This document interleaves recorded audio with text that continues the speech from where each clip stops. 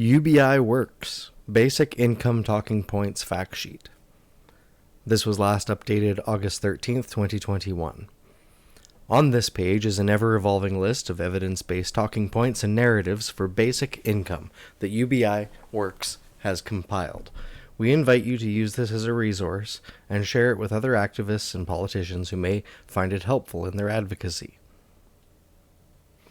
Technology has contributed to job displacement and wage stagnation over the last 40 years.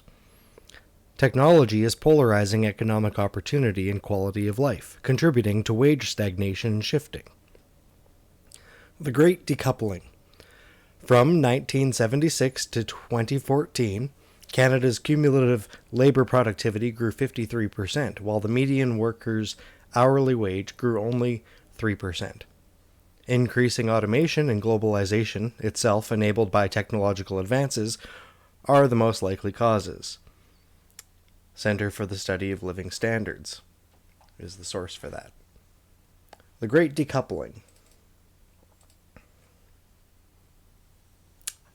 Our productivity has been growing while workers' wages have been left behind.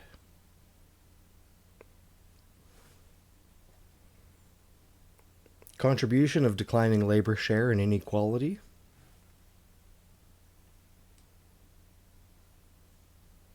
Similarly, American households at the 50th percentile of income distribution earns less today than he did in 1998. Technology is leading to labor market polarization, where work is concentrated in highly skilled, high-wage winners and low-wage losers, and the middle is being hollowed out. Middle-class jobs are disappearing, replaced with low and high-paying jobs.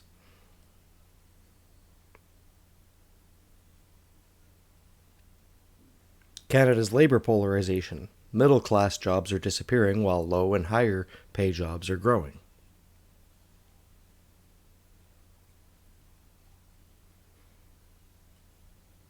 We have never seen this scale of innovation in history. On a Richter scale, this would be a 9, where the first industrial revolution was a 5 to a 6. ARK Invest CEO Kathy Wood. Why now? According to ARK's research, the global economy is undergoing the largest technological transformation in history. Estimated impact of innovation platforms on economic activity.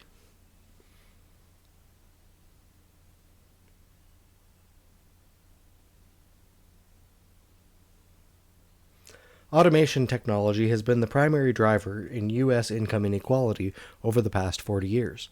50% to 70% of the changes in the U.S. wage structure since 1980 can be accounted for by relative wage declines among workers who specialize in routine tasks in industries hit by rapid automation. The rapid growth in high and low education jobs has substantially reduced the share of middle-skill jobs in the U.S., with similar trends internationally.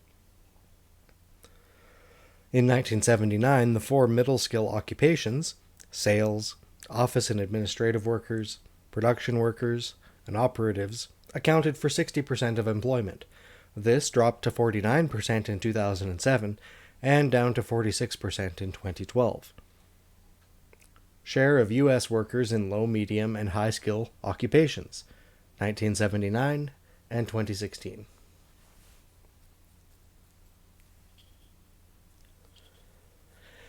Technology has enabled the rapid growth of globalization.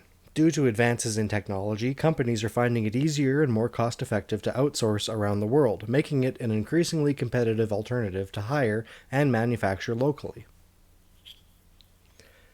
Labor is diminishing in importance to production due to technology. Automation reduces the overall labor share, the portion of national income going to workers. There has been a slowdown in the growth of labor demand over the last 3 decades, and an almost complete stagnation over the last 2. Canada's labor share of income has fallen from 60% in 1976 to 53% in 2014, and continues to fall. The OECD suggests that the technological developments of recent decades are entirely different than those in the past, which relied on workers. Labor compensation as a share of GDP, Canada, percent, 1976 to 2014.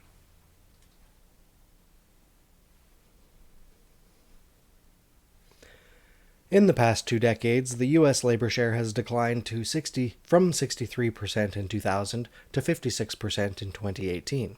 Automation has been shown to contribute to a significant portion of this decline. Labor share percentage.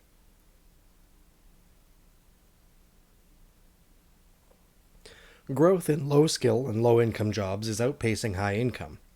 The share of low-paying jobs paying below the average wage in Canada, has been steadily rising over the last 2 decades. More and more Canadians are working low-paying jobs.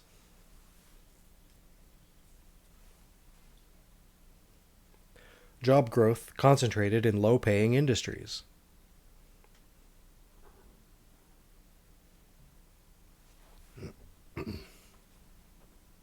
Employment quality in Canada has been trending down. This long-term trend suggests that the decline is more structural than cyclical.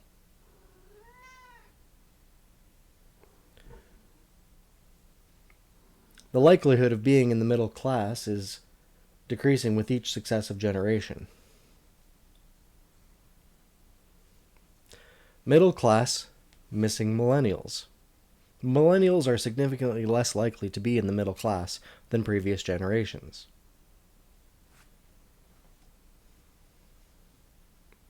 Growth in average Canadian wages has barely caught up with inflation over the last 40 years. Average hourly wage by gender, Canada, 1981 to 2019.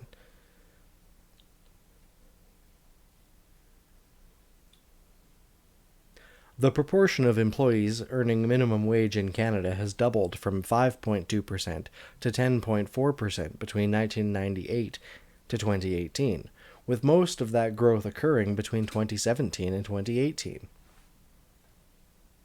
Minimum wage workers as a percentage of total employees.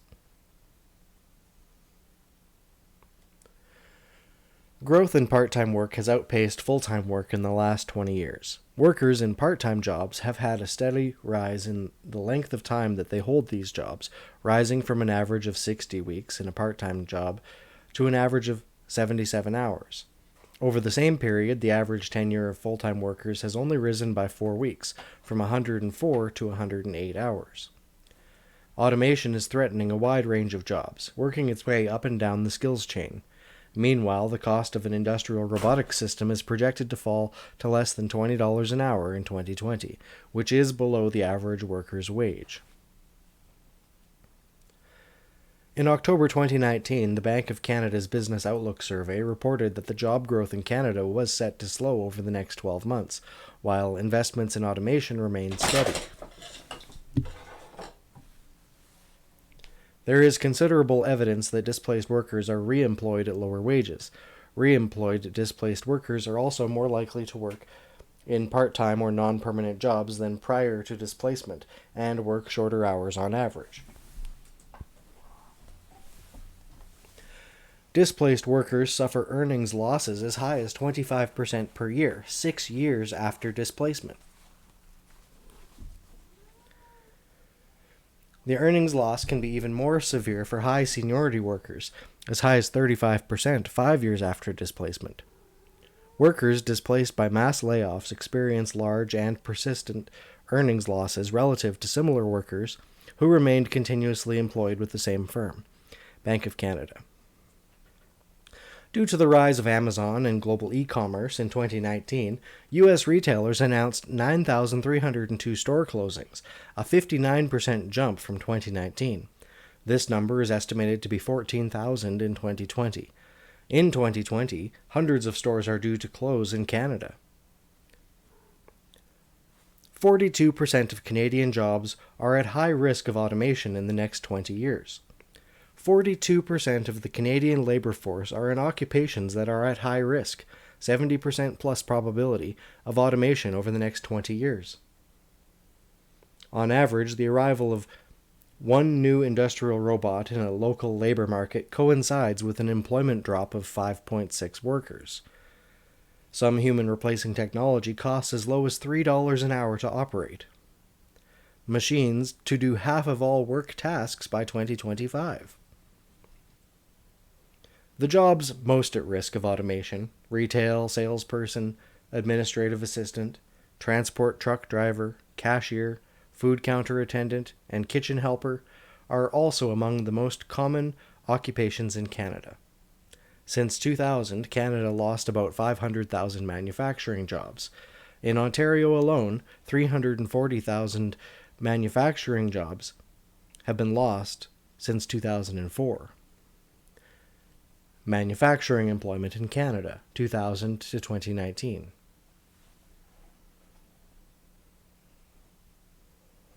Change in employment in manufacturing jobs, Ontario, 1988 to 2018.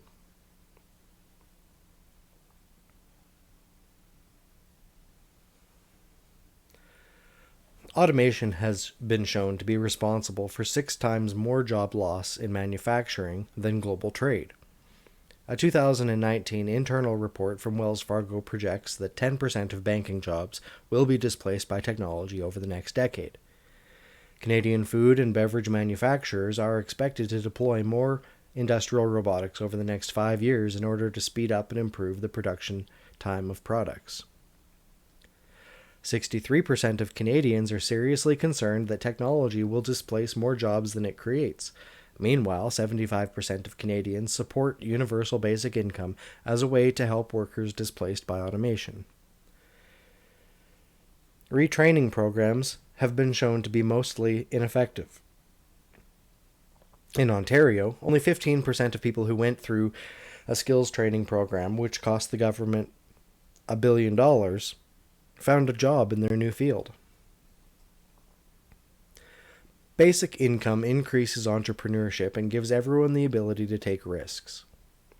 10% of people who received CERB started a business.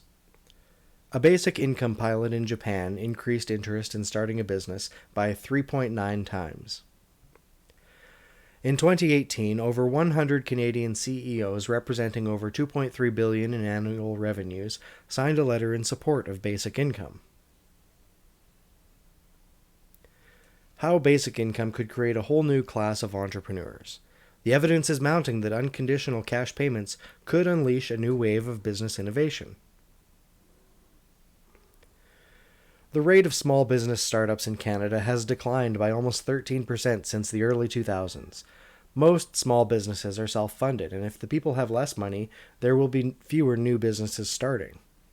In the Nambia Universal Basic Income pilot, entrepreneurship increased by 301%.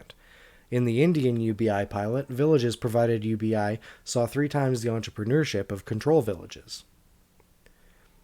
What would the world look like if entrepreneurship was easy and common? Compared with the Industrial Revolution, digital technologies are more likely to create winner-takes-all markets. Basic income has been shown to boost business activity and encourage entrepreneurship right here in Canada.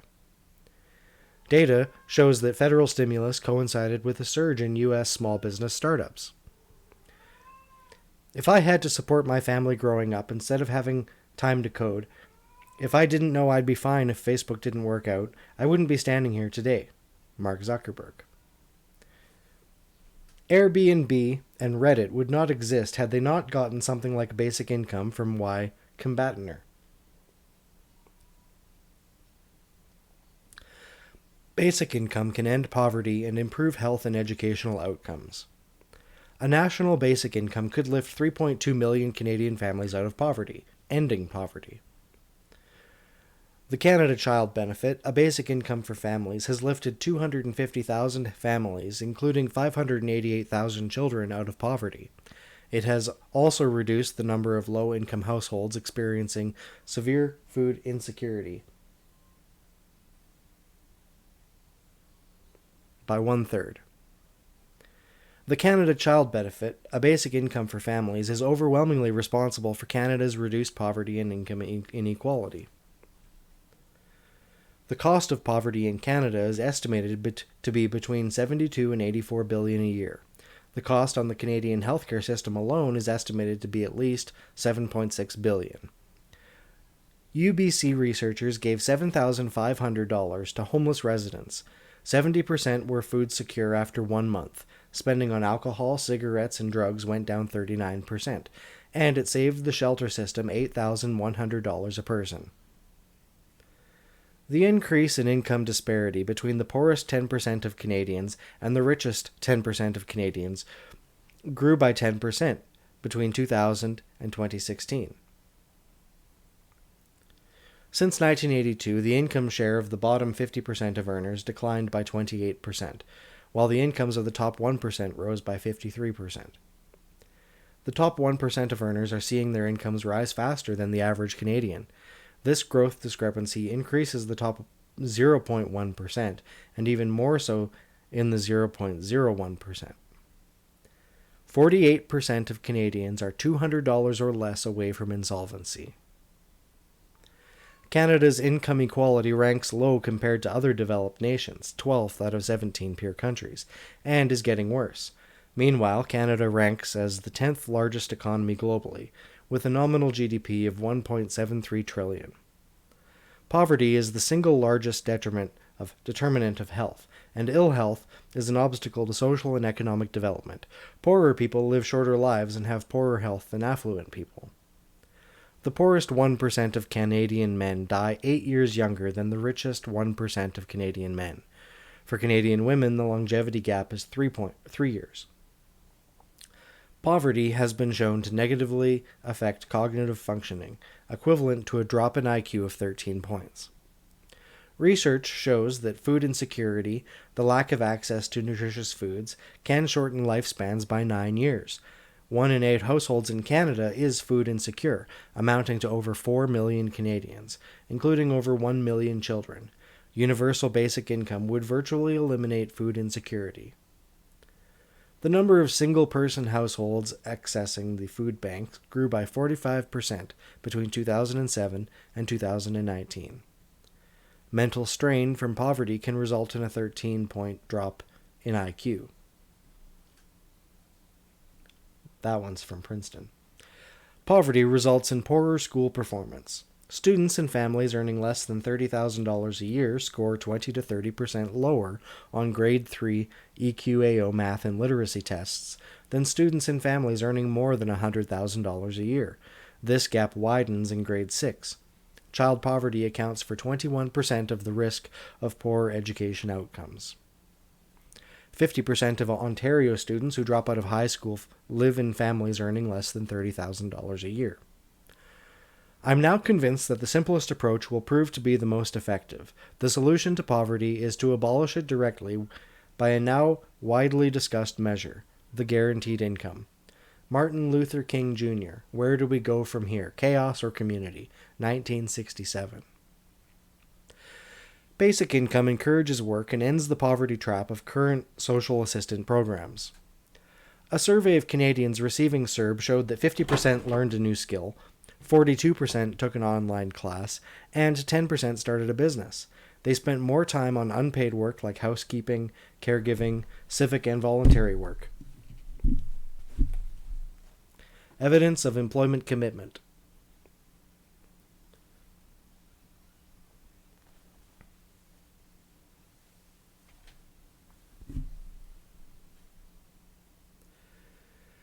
Basic income-like benefits such as CERB and CRB allowed workers to push for higher wages and seek better opportunities. It showed us that basic income can make jobs work again for Canadians. A meta-analysis published in 2018 encompassing 16 separate basic income experiments over 105,000 research subjects, including those in Manitoba, found that people who received basic income do not work less. In a 2019 survey of Ontario basic income pilot recipients, 34% of respondents said that they found that the basic income supported employment by affording transportation to work, childcare, or ability to start or expand a business, while 32% of respondents were able to go back to school or upgrade skills. In a 2020 survey of Ontario basic income pilot recipients, over one-third of continuously employed respondents said that they experienced an increase in their hourly rate of pay following the start of the basic income pilot program. more than three-quarters of respondents who were unemployed 6 months before the pilot remained employed during the pilot, while 1/5 of those unemployed 6 months before the pilot became employed during the pilot. Change in hourly rate of pay among the continuously employed.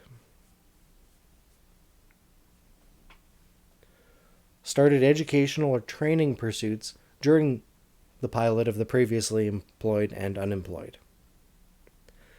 Instead of relying on food banks, we should give people a basic income to purchase their own food. 85% of the people on the Ontario Basic Income Pilot bought more healthy food.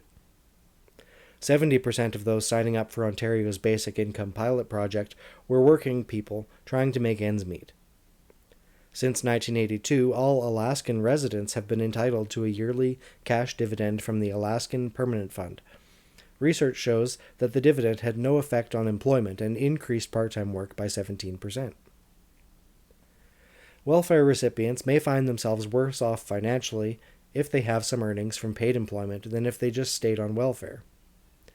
Due to the stringent conditions on welfare programs, they often fail to help the very people they target and who need them most. In the U.S., 13 million people living in poverty are entirely disconnected from the federal safety net. They receive no assistance at all. With basic income, because it is unconditional and therefore never withdrawn as income is earned, people with basic incomes are always rewarded for working. The 25 billion hours of unpaid work done in Canada every year is estimated to be worth $319 billion in the money economy, or about 41% of GDP. 2/3 of unpaid work is done by women, especially as caregivers, which our market economy currently fails to attribute value to. A basic income allows Canadians to better contribute in areas beyond traditional definitions of work, including caregiving, volunteerism, and artistic pursuits, which are vital to a thriving Canadian economy. Basic income has broad public support across the political spectrum. 75% of Canadians polled by Gallup in 2019 said that they supported a UBI as a way to help those who've been displaced by AI. Support for a universal basic income program in the US, UK, and Canada. 59% of Canadians polled by Angus Reid in 2020 supported a UBI of between $10,000 and $30,000.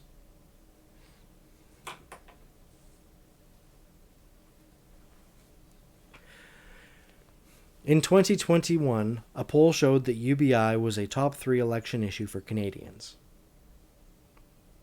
The most important issue to debate, next federal election.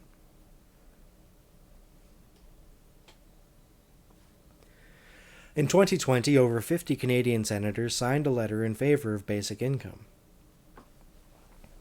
At the 2021 Liberal National Convention, Liberals voted overwhelmingly in support of basic income, with both of their basic income policy resolutions among the top 5 most endorsed by delegates. Many members of the Liberal caucus are vocal supporters of basic income.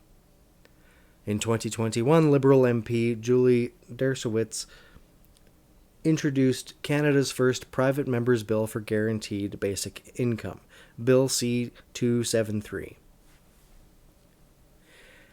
At the 2021 NDP National Convention, members proposed more than a dozen basic income policy resolutions. To date, the party has been silent on whether or not they support basic income as a part of the official party platform. In its 2019 election platform, the NDP had committed to creating a national basic income pilot project without taking a stance on whether or not they support a national basic income policy. In 2020, NDP MP Leah Gazin introduced the landmark Motion 46 for a guaranteed livable basic income.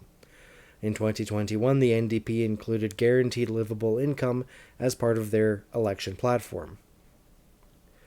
The Green Party is the only party to have GLI as part of their official platform. Their members have been very vocal supporters of basic income.